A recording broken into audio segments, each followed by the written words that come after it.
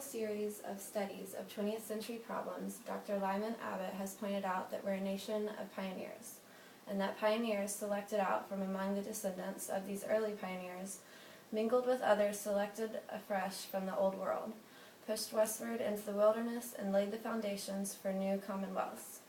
They were men of hope and expectation, of enterprise and energy. For the men of dull content or more dull despair had no part in the great movement into the West across the New World.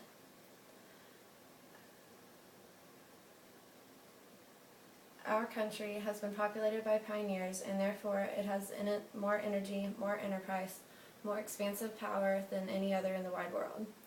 You whom I am now addressing stand for the most part but one generation removed from these pioneers. You are typical Americans, for you have done the great, the characteristic, the typical work of our American life, in making homes and carving out careers for yourselves. Throughout our history, the success of the homemaker has been but another name for the upbuilding of the nation. The men with who axe in the forests and pick in the mountains and plow on the prairies push to completion the domination of our people over the American wilderness have given the definite shape to our nation. They have shown the qualities of daring, endurance, and farsightedness, of eager desire for victory and stubborn refusal to accept defeat, which go to make up the essential manliness of the American character. Above all, they have recognized in practical form the fundamental law of success in American life, the law of worthy work, the law of high, resolute endeavor. We have but little room among our people for the timid, the irresolute, and the idle. It is no less true that there is scant room in the world at large for the nation with minded youths that dares not to be great. Surely in speaking to the sons of the men who actually did the rough and hard and indefinitely glorious work of making the great Northwest what it now is, I need hardly insist upon the righteousness of this doctrine. In your own vigorous lives, you should by every act, how scant, in your patience with those who do not see in the life of effort the life supremely worth living. Sometimes we bear those who do not work spoken of the envy. Surely the willfully idle need arouse in the breast of a healthy man no emotion stronger than that of contempt. At the outside, no emotion stronger than angry contempt. The feeling of envy would have in it an admission of inferiority on our part to which the men who not the sterner joys of life are not entitled.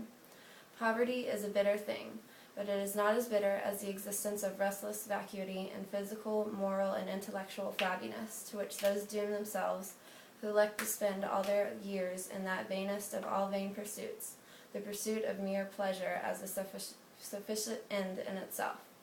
The willfully idle man, like the willfully barren woman, has no place in a sane, healthy, and vigorous community.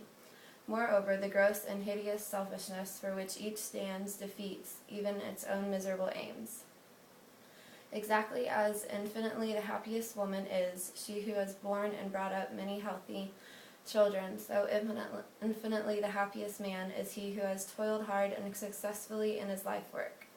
The work may be done in 1,000 different ways, with the brain or the hands, in the study, the field, or the workshop. If it is honest work, honestly done, and well worth doing, then it is all we have to do. Every father and mother here, if they are wise, will bring up their children not to shirk difficulties, but to meet them and overcome them, not to strive after a long life of ignoble ease, but to strive to do their duty, first to themselves and their families, and then to the whole state. And this duty must inevitably take the shape of work in some form or other.